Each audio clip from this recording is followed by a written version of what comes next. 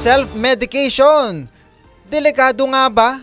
Risky nga ba yan? Tara, let's prove it. Bago maniwala sa mga claim-claim na yan, patunayan na yan sa Let's Prove It!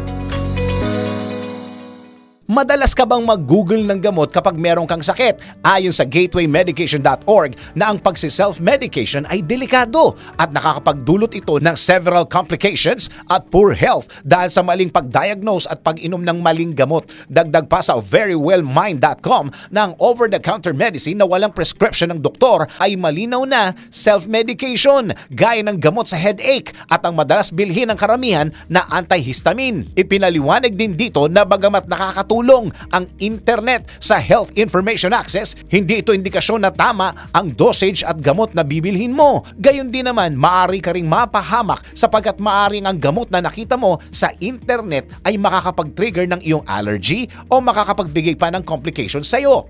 Kaya payo ng mga doktor kung may sakit na nararamdaman, huwag magdadalawang isip magtanong at mainam na magpa-check up sa doktor para maibigay ang tamang gamot o treatment para sa iyo.